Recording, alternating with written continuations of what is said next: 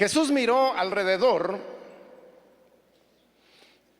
y les comentó a sus discípulos: qué difícil es para los ricos entrar en el reino de Dios. Los discípulos se asombraron de sus palabras. Hijos, qué difícil es entrar en el reino de Dios, replicó Jesús. Le resulta más fácil a un camello pasar por el ojo de una aguja que a un rico entrar en el reino de Dios. Los discípulos se asombraron aún más y decían entre sí: entonces, ¿quién podrá salvarse? Para los hombres es imposible, aclaró Jesús mirándolos fijamente, pero no para Dios. De hecho, para Dios todo es posible.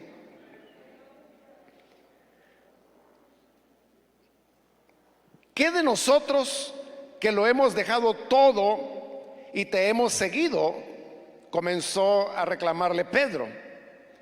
Les aseguro, respondió Jesús, que todo el que por mi causa y la del Evangelio haya dejado casa, hermanos, hermanas, madre, padre, hijos o terrenos, recibirá 100 veces más ahora en este mundo: casas, hermanos, hermanas, madres, hijos y terrenos, aunque con persecuciones, y en la vida venidera, en la vida eterna. Pero muchos de los primeros serán últimos, y los últimos primeros. Amén. Hasta ahí vamos a dejar la lectura, hermanos. Pueden tomar sus asientos, por favor.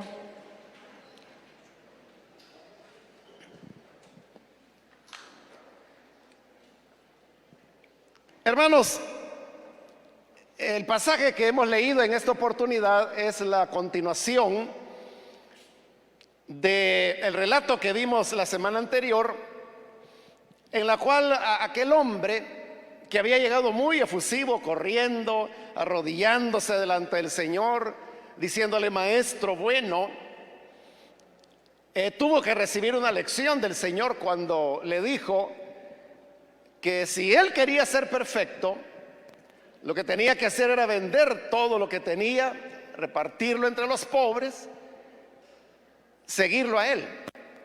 Le dijo el Señor que esa era la manera de tener tesoros en los cielos. Y vimos el resultado con el cual finalizábamos la semana anterior, y es que el hombre se entristeció mucho cuando escuchó la demanda del Señor, y siendo que tenía muchas riquezas, él no quiso desprenderse de ellas, sino que se fue triste, y obviamente pues no pudo seguir al Señor, porque la demanda que él le había puesto para él era inalcanzable. Dijimos que la lección fundamental que se desprendía de esa historia, y que contrasta con el tema de los niños que el Señor había mencionado anteriormente cuando los había recibido, y que el Señor dijo que el que no se haga como un niño no puede entrar en el reino de los cielos. La lección era que la dificultad que los seres humanos tienen para desprenderse de lo que sea. En el caso de este hombre rico, como era rico, era de sus riquezas, ¿no? Habrán otras personas que lo que tienen que desprenderse pudiera no ser, hermanos, nada relacionado con cosas materiales. Pudiera ser que se tratara de una actitud, de una conducta, de un vocabulario, de una amistad inconveniente o de una relación inadecuada. Entonces, hay diversas demandas que el Señor pone para cada persona, dependiendo qué es aquello que le estorba o le hace daño. Y el tema es que si no existe la capacidad de desprenderse de lo que sea, de lo que el Señor nos pide que nos desprendamos, entonces Él dijo: no podrá entrar en el reino de los cielos. El hombre se fue y no quiso seguir al Señor. Entonces hemos leído ahora en el versículo 23, donde iniciamos la lectura, que el Señor se quedó viendo alrededor donde estaban sus discípulos, y entonces les comentó: qué difícil es para los ricos entrar en el reino de Dios.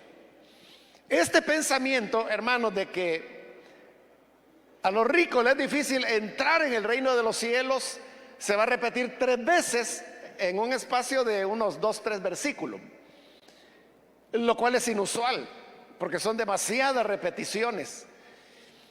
Y también, hermanos, porque en el tiempo antiguo, cuando las escrituras eran manuscritas y en materiales que podía ser papiro, podía ser un pergamino. El papiro es de origen vegetal y por eso dura menos, y el pergamino es de origen animal. Son las pieles de los animales secas, el cuero, diríamos, sobre el cual se escribía. Pero tanto lo uno como lo otro, hermano, era caro. Pero más caro era la persona que tenía que escribir o tenía que copiar determinado documento. Por eso es que todos los textos de la escritura, porque todos fueron manuscritos, a lo mejor usted lo ha notado ya, que tienen mucha economía de lenguaje. Y se le llama economía de lenguaje a cosas que quizás a nosotros nos tomaría mucho tiempo expresar o escribir. Ellos lo decían en 1 o 2 versículos. Por eso es de que las historias en la Biblia avanzan rápidamente. Fíjese que la historia de Jonás, por ejemplo, que nosotros la tenemos tan viva, tan presente, y que si yo le dijera a alguien: hermano, cuéntenos la historia de Jonás, le aseguro que menos de 15 minutos no le va a tomar. Pero toda esa historia, el libro de Jonás lo sintetiza en un capítulo, que es el 1 del profeta Jonás, y que no es largo.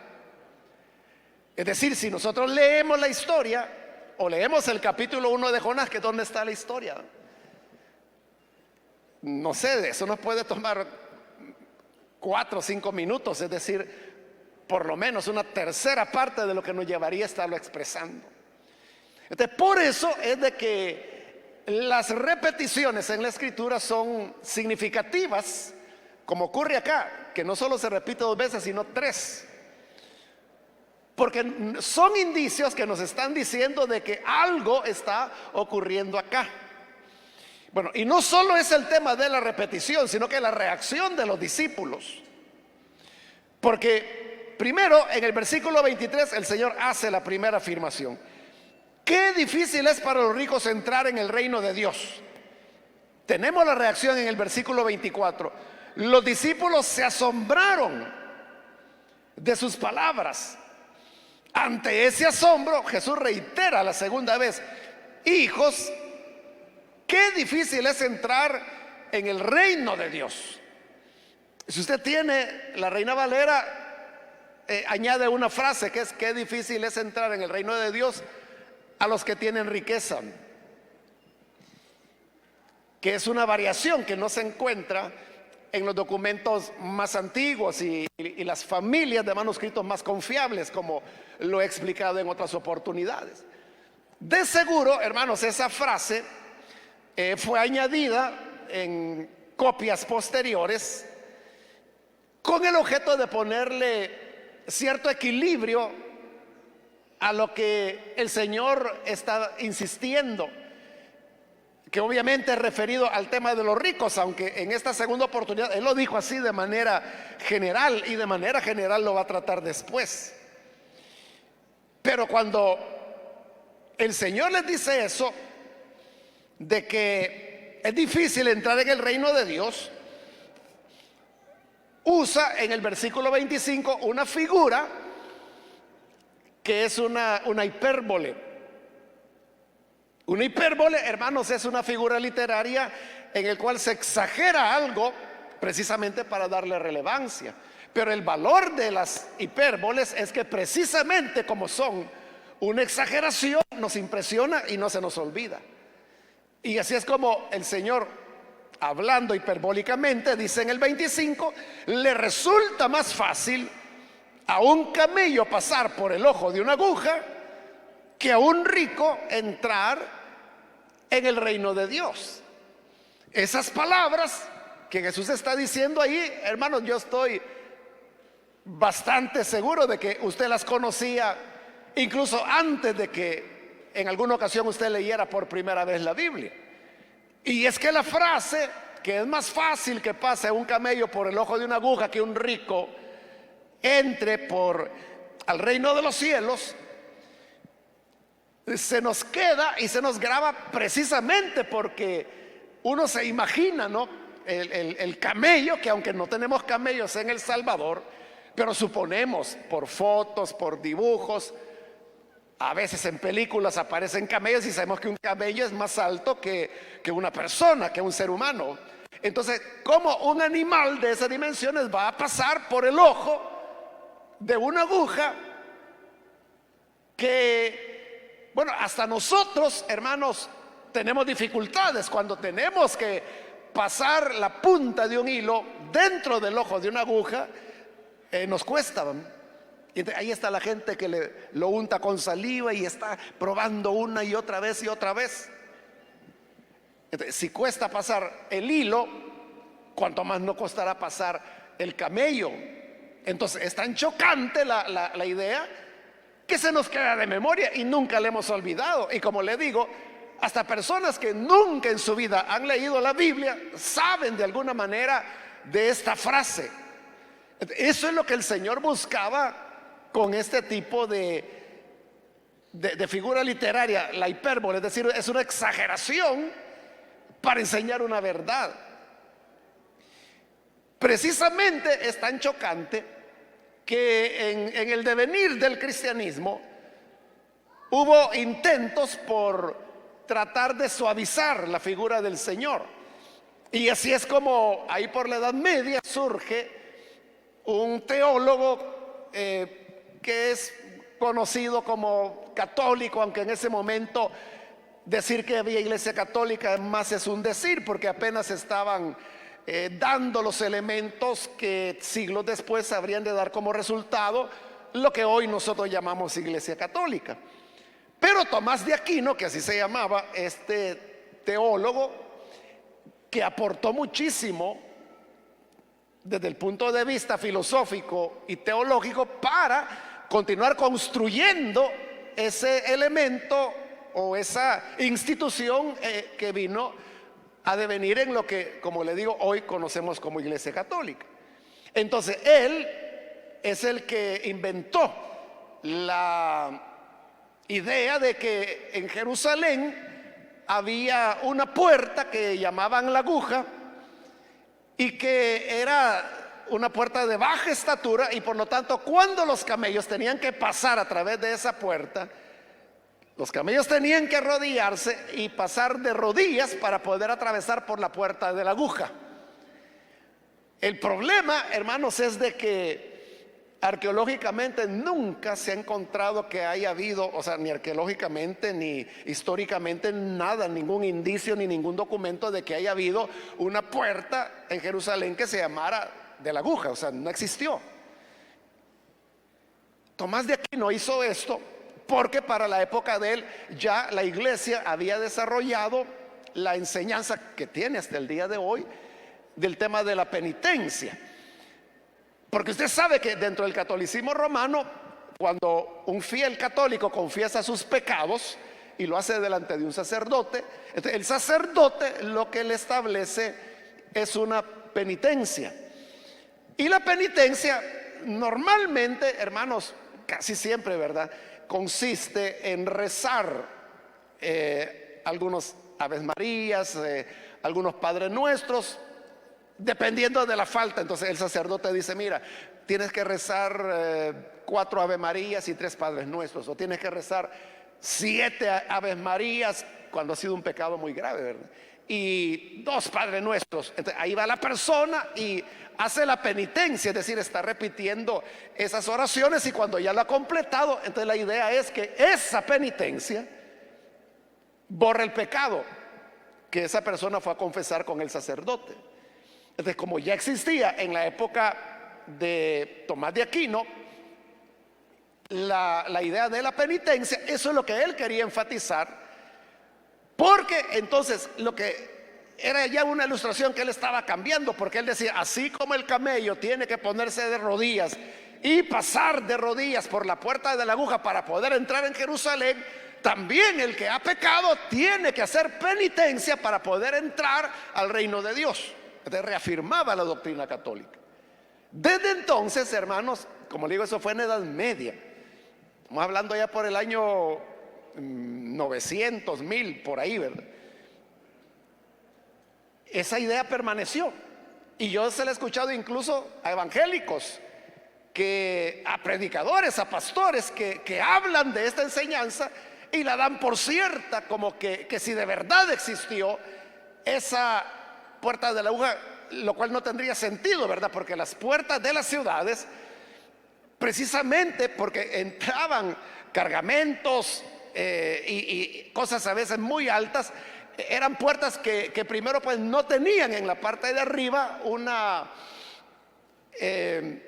mocheta, no sé cómo, la parte alta, no, el dintel de la puerta, no lo tenía, sino que eran abiertas totalmente al cielo. Entonces cuando las puertas de las ciudades, de las murallas se abrían, hermano, eran pero altísimas.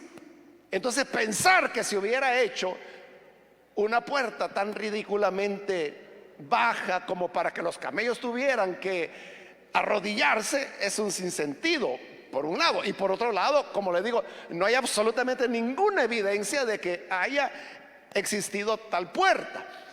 Entonces lo que hay en esto es un intento de suavizar la poderosa figura que Jesús utilizó, y que por eso es que nos ha quedado en la mente. Pero de lo que el Señor está hablando sin lugar a dudas a través de esa hipérbole es que definitivamente eso es más fácil, pasar a un camello por el ojo diminuto de una aguja, donde apenas con dificultad hacemos pasar el hilo, que un rico vaya a entrar en el reino de los cielos. Entonces, si usted dice, pero mire, pasar un camello por el ojo de una aguja, eso es imposible. Exacto, eso es lo que el Señor está queriendo decir ahí. Y mire la reacción ahora de los discípulos, versículo 26. Los discípulos se asombraron aún más. O sea, si ya estaban asombrados, ahora mucho más. Y por eso le van a hacer la pregunta al Señor: ¿y entonces quién se va a salvar?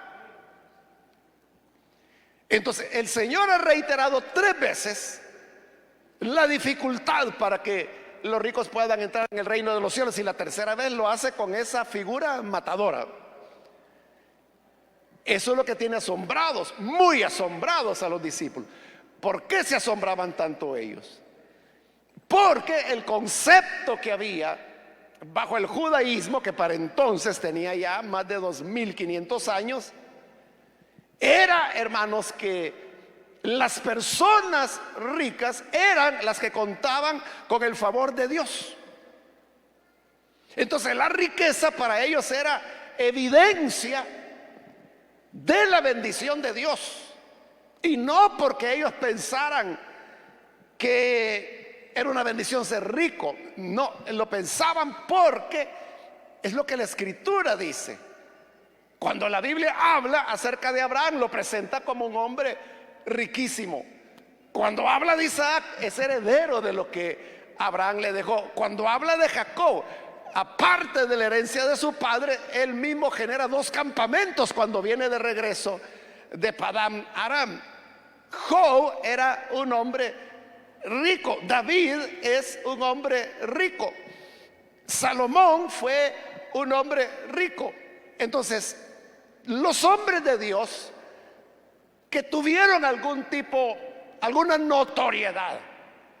José en Egipto, o sea, después del faraón era él, es decir, él vivía como un emperador, como un viceemperador. Daniel, allá en Babilonia, o sea, él era miembro de la corte, él estaba en el palacio. Recuerde que cuando jóvenes fueron reclutados para servir al rey Nabucodonosor, la escritura dice que les enviaban la comida y la bebida de la mesa del rey, es decir, ellos compartían los lujos y las comodidades del emperador Nabucodonosor en ese momento. Ese es el modelo de la Biblia. Entonces, para ellos la riqueza era manifestación de la bendición de Dios. Pero hoy Jesús viene y dice que esos ricos, es más fácil pasar un camello por el ojo de una aguja que esos ricos vayan a entrar en el reino de los cielos. Ahí es donde ellos se asombran y se asombran aún más. ¿Por qué? Porque lo que el Señor les está diciendo es: los que ustedes piensan que son los benditos de Dios, los que tienen la aprobación de Dios, les es muy difícil entrar en el reino de los cielos. Entonces, ahí tiene sentido la pregunta de los discípulos, ¿verdad? Entonces dijeron: ¿quién podrá salvarse? O sea, si ellos que tienen la aprobación de Dios, es más fácil que pase el camello por el ojo de la aguja y no que ellos entren al reino de los cielos. Entonces, los que no la tienen, ¿cómo quedan? Entonces el Señor viene y les da, hermanos, no una palabra de consuelo, sino que el broche de oro, ¿verdad? El último golpe. Cuando les dice a la pregunta de Dios: ¿quién podrá salvarse? Responde el Señor en el 27: para los hombres es imposible. Así de sencillo. ¿Quién puede salvarse? Nadie. ¿Por qué? Porque para el hombre es imposible. Jesús dijo que el ser humano se vaya a salvar. Eso es imposible. No puede ser. Entonces, si alguna esperanza los discípulos tenían, hermano, ahí el Señor se la mató de una vez. Entonces, esta enseñanza, hermanos, nos deja ver de que realmente los seres humanos no tenemos nada que hacer para poder recibir la gracia de Dios, para poder ser salvos. O sea, ¿qué vamos a hacer, hermanos, si para el hombre es imposible? Y si usted me dice: no, mire, pero si uno tiene buena voluntad. ¿Qué buena voluntad? El Señor dijo: es imposible. O si usted me dice: no, pero mire, si uno es buena gente, va a la iglesia, trata de hacer lo bueno, se gana la vida trabajando, es respetuoso con los vecinos. No, el Señor dijo: es imposible. Entonces, ¿cómo se puede salvar el ser humano si esta es la condición del hombre? El mismo Señor da la respuesta: imposible para el hombre, pero no para Dios, dice. De hecho, para Dios todo es posible, incluso lo imposible, como salvar al hombre. Entonces, la enseñanza fundamental, hermanos, es: si Dios no nos salva, nosotros no tenemos esperanza. Porque para los seres humanos nos es imposible. No hay manera. Usted puede inventar, hermanos, historias como esa que inventó Tomás de Aquino, ¿verdad? De que de rodillas se le van a perdonar los pecados, y que si usted se raspa la rodilla, si sangra, si se llaga, pues esa penitencia le perdona los pecados. No, es imposible. Eso no va a perdonar ni va a salvar a nadie. Usted puede llevar las penas que quiera, hermano. Por esas enseñanzas es que el catolicismo romano tiene cosas como, por ejemplo, que monjes, frailes se ponen en la cintura el cilicio, que le llaman ellos, que no es otra cosa que alambre, que les daña, se les mete en la piel, les produce supuraciones, sangramientos, infecciones. Y algunos no se conforman con eso, sino que es alambre que lleva púas, como que si fuera el alambre de púa, ¿verdad? Y eso se lo apretan con todas sus fuerzas en la cintura, y así andan, hermano, días y días y días y días, semana tras semana, porque ellos tienen la esperanza que martirizando la carne, dicen, utilizando mal, ¿verdad?, esta traducción. O sea, lastimosamente, pues así fue traducido el español, ¿verdad?, como carne, cuando debería ser la inclinación pecaminosa o la herencia adámica. Pero como dice carne, entonces ellos lo interpretaron el cuerpo. Entonces, ellos piensan y creen de que haciendo eso van a tener el perdón de los pecados. Ahora, esa herencia católica, hermanos, que por siglos, ¿verdad?, estuvo en nuestro país antes de la llegada del Evangelio, eso permeó en nuestra cultura.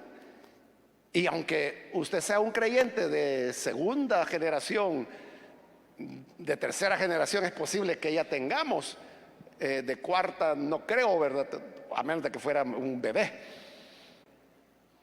Pero aunque sea de segunda o de tercera o de cuarta generación, hay evangélicos que siguen todavía con ese concepto de la mortificación de la carne. Y por eso es que tienen la idea de que es que si yo voy a una vigilia, cuando regreso a la casa no me puedo dormir, porque si me duermo, entonces pierdo todo lo que gané en la vigilia. O si yo ayuno, cuando rompe el ayuno tengo que comer poquito, porque si como una comida normal voy a botar lo que gané con el ayuno. Pero ¿por qué la gente piensa así? Es el sustrato católico de la idea de que si yo torturo mi carne, torturo mi cuerpo, ahí yo gano con Dios. Pero lo que usted pueda ganar en una vigilia no tiene que ver con que si durmió o no durmió. Lo que tiene que ver es la búsqueda que usted tuvo con el Señor, sus experiencias con el Señor en esa noche, la oración, la palabra que oyó, las experiencias que tuvo en la alabanza. O sea, eso es lo que usted gana en la vigilia. Y si usted llega a su casa y se duerme 20 horas, no hay sueño que le pueda borrar lo que ya ganó de parte de Dios.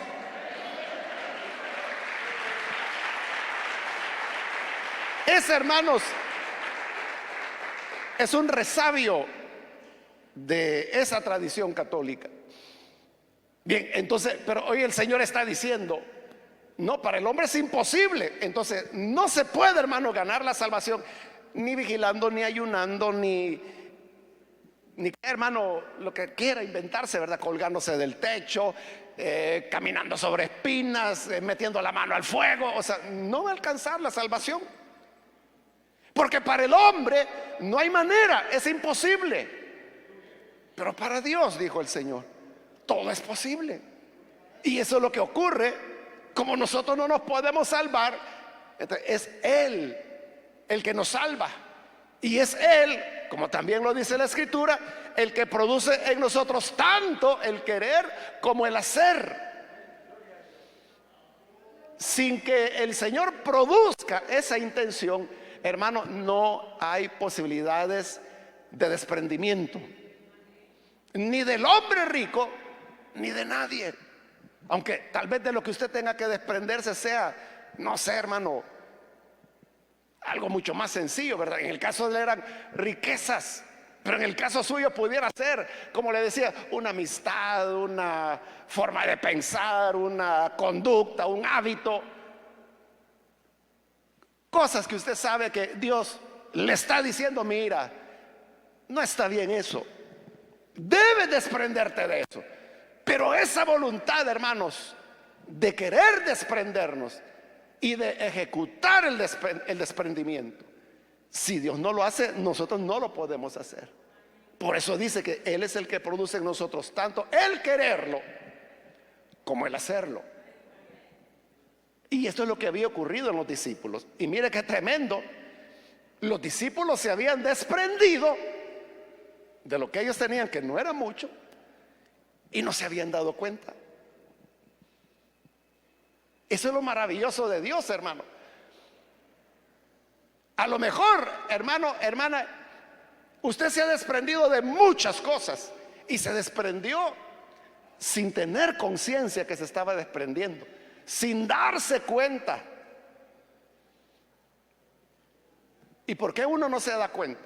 ¿Por qué no lo siente que es un acto de desprendimiento, aunque se está desprendiendo, porque es Dios haciendo lo que para el hombre es imposible. Entonces, cuando los discípulos entendieron que aquí la clave de todo era el desprendimiento, y a lo mejor se acordaron, hermanos, del niño del cual el Señor había dicho: el que no se haga como un niño de estos no va a entrar en el reino de los cielos. Entendieron que el niño, hermano, se desprende. O sea, el niño, viene otro amiguito y le dice: regálame el juguete, y se lo regala. Y luego llega usted: hijo, y el juguete que te regalé se lo di a Juancito, que es el vecino. No, hombre, si eso cuesta $50. Sí, pero como él lo quería. El niño no tiene ese aferrarse, como decíamos, ¿verdad? Para él el desprendimiento es una cosa muy natural. Nosotros somos los que tenemos la idea, ¿verdad?, de lo que es $50. No, si ese juguete, si hubiera sido, hermano, de 50 centavos, que lo regale, ¿verdad? Nosotros somos los que tenemos diferencia. Para él no. Para él juguete es juguete. Entonces, se dan cuenta los discípulos que la clave es el desprendimiento. Y ahí es donde les surge la conciencia hasta hoy de que ellos han dejado varias cosas.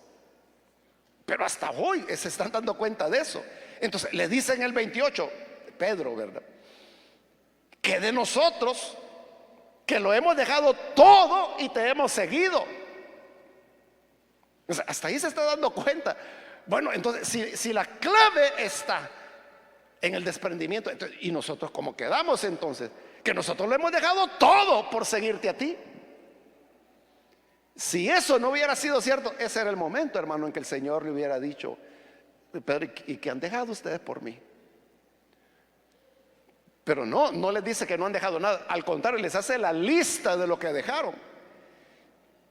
Les aseguro, dice en el versículo 29, que todo el que por mi causa y la del evangelio haya dejado casa, hermanos, hermanas, madre, padre, hijos o terrenos, es el Señor el que está haciendo la lista. No es Pedro ni los discípulos que le están haciendo al Señor el reclamo: mira, esto y esto es lo que dejamos, y entonces nosotros ¿cómo quedamos?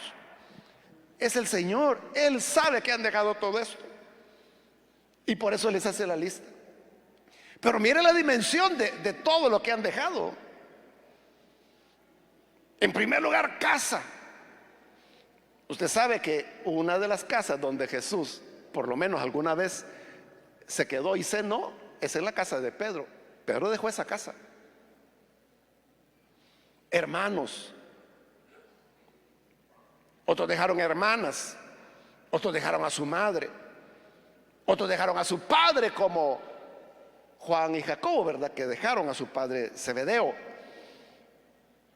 Hijos, quizás algunos de los discípulos tenía ahí algún hijo, no sé, de 10, 12 años, algo así. Lo dejaron por ir con el Señor.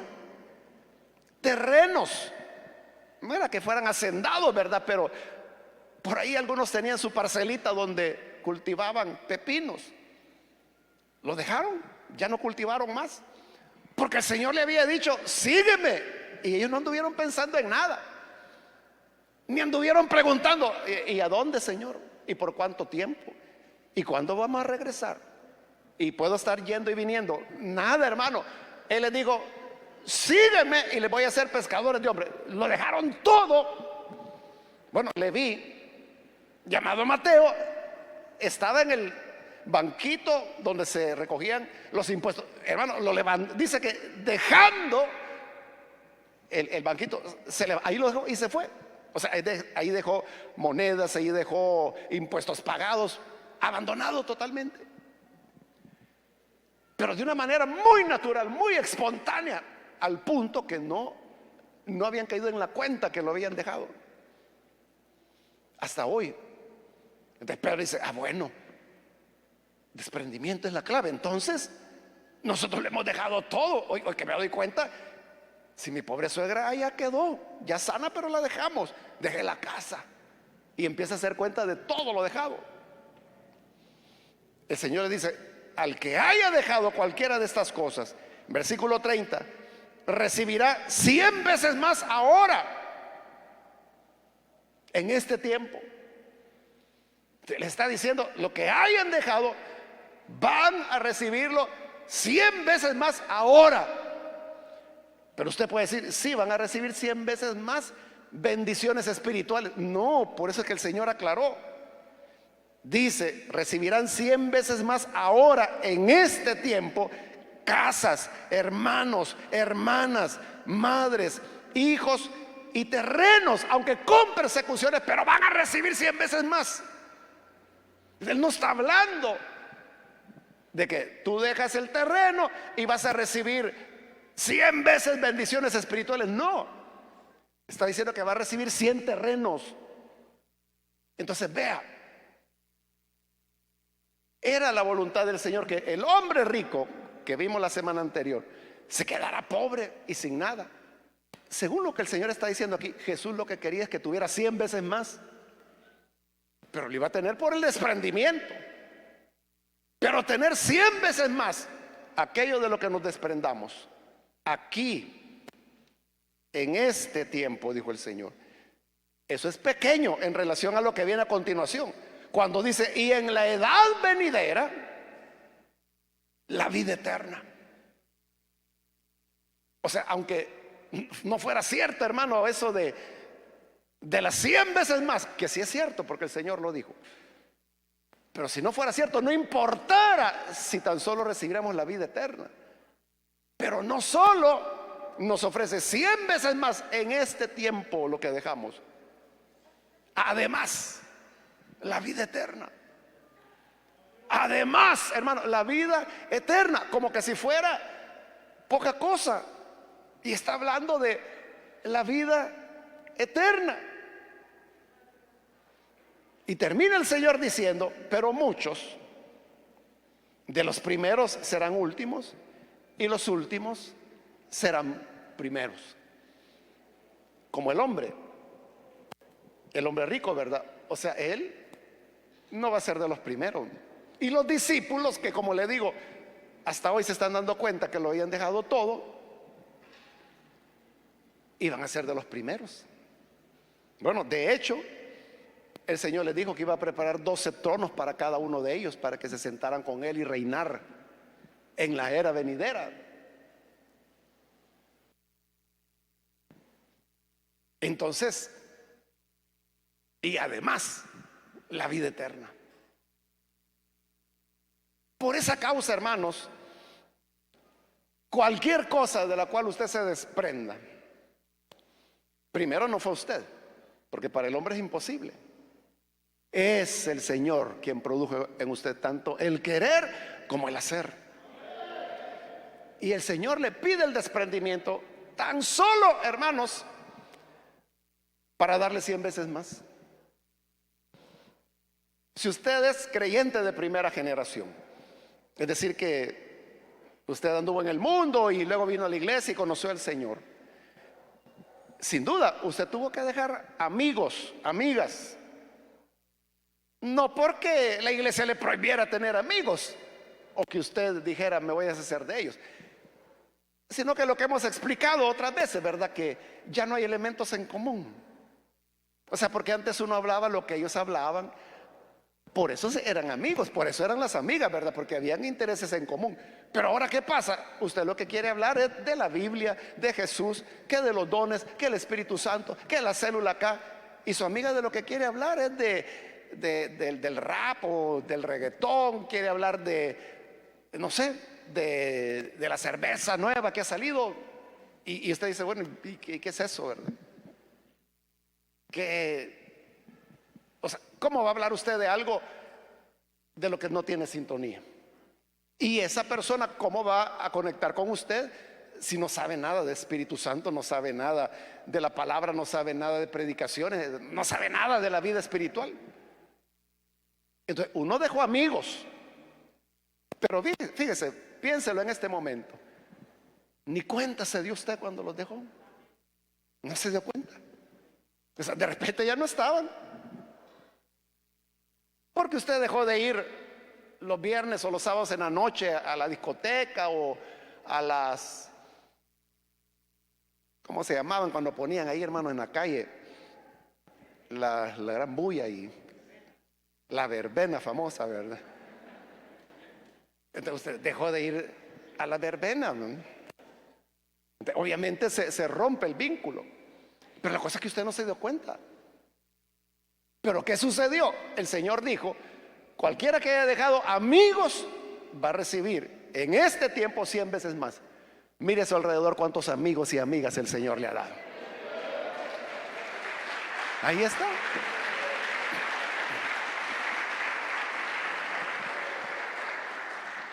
Uno ni imaginó, hermano, ni lo imaginó, ¿verdad?, que iba a conocer a cada uno de ustedes. No los conozco a todos, hermanos, porque siempre está llegando gente nueva a la iglesia, ¿verdad? Pero hay bastantes hermanos y hermanas acá quienes conozco. O sea, nos conocemos desde hace años o décadas en algunos casos. Jamás, hermano, ni usted pensó conocerme a mí, ni yo a usted. Jamás. Pero es la palabra del Señor. Lo que dejen van a recibir 100 veces más en este tiempo. Entonces, que no nos duela. Si somos conscientes de que estamos desprendiéndonos de algo, que no nos duela, hermano, porque 100 veces más nos va a dar el Señor. Y si no nos damos cuenta, pues mucho que mejor, ¿verdad? Porque ese es el espíritu de las cosas, que uno ni cuenta se da.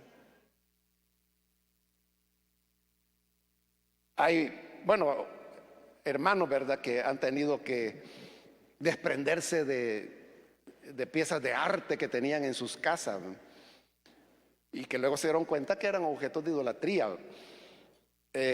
Recuerdo otro hermano que él era fanático de la música clásica, y tenía, eso fue hace como 25 años, hermano, pero si no estoy mal, él tenía como 5,000 discos compactos eran, que los discos compactos valían 10, 11, 13 dólares, ¿verdad? Imagínense, haga la cuenta, multiplique eso por 4,000, póngale que hayan sido. Pero una fortuna que tenía. Todo lo regaló. Y a una escuela, algo así, porque era una colección. O sea, él era una persona que sabía de música clásica. Entonces no era una colección de cualquiera, ¿verdad?, sino que era por géneros, por artistas, por épocas, por movimientos. Entonces era un tesoro. Lo donó, si no estoy mal, a una escuela, algo así me contó. Pero cuando eso se da, o uno se desprende con ese gozo, con esa pasión por el Señor, uno ni cuenta se da ni le duele. Y el Señor dice: te voy a multiplicar 100 veces más. Amén, hermanos. Vamos a cerrar nuestros ojos y vamos a orar, pero antes de hacerlo, yo quiero, hermanos, invitar, si hay con nosotros algún amigo o amiga que todavía no ha recibido al Señor Jesús como su Salvador.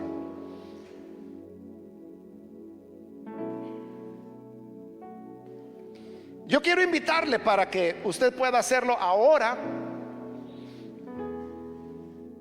Y para hacerlo, simplemente póngase en pie en el lugar donde se encuentra. No se preocupe ni se enfoque en el hecho: es que yo voy a tener que dejar esto y dejar aquello y dejar tal cosa y dejar tal otra. Pero cuando en nosotros surge la pasión por seguir al Señor, por amarlo, nos va a ocurrir como a los discípulos, que ni cuenta se dieron que habían dejado todo. Pero el Señor sí se había dado cuenta. Él tenía la lista completa de lo que habían dejado, y les dice: van a recibir 100 veces más en este tiempo, y además la vida eterna. Con solo la vida eterna que el Señor nos diera, hermanos, dichosos nosotros. Pero además nos promete 100 veces más cualquier cosa de la que nos desprendamos por amor a Él. Hay alguien que quiere ahora entregar su vida a Jesús. Eso es lo primero que hacemos: desprendernos de nosotros mismos, desprendernos de nuestra vida. Le entregamos nuestra vida débil y pasajera al Señor, y es lo que nos da vida eterna, que es más de 100 veces nuestra vida temporal. ¿Hay alguien que quiere recibir a Jesús? Puede ponerse en pie o levantar su mano ahí donde está, con confianza. Levante su mano. Lo que queremos es orar por usted, y por eso le pedimos levantar la mano, para saber si hay alguien que necesita hacerlo. También si hay algún hermano o hermana que necesita reconciliarse con el Señor, hoy es su oportunidad. Levante su mano también y vamos a orar en este momento.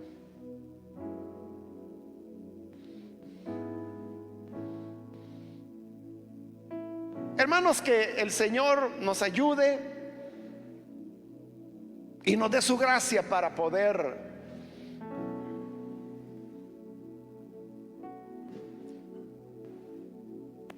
dejarlo todo. Jesús vio fijamente al hombre y dice la Biblia que lo amó, y como lo amó, le dijo: pues solo te falta dejar lo que tienes y tendrás tesoro en los cielos, y luego ven, sígueme. Es lo mismo nos dice a nosotros, porque nos ama. Nos dice: despréndete de lo que yo te pido y sígueme, y tu tesoro será grande. Señor, te damos gracias por tu palabra, porque tú siempre nos animas a buscarte, a seguirte, sabiendo, Señor, que en ti encontramos tesoros mayores que los que este mundo o nuestra fuerza pueda darnos. Tú puedes darnos hasta 100 veces más, y además la vida eterna. Y por eso, Señor, con gozo te seguimos y oímos tu voz, en el nombre de Jesús nuestro Señor. Amén.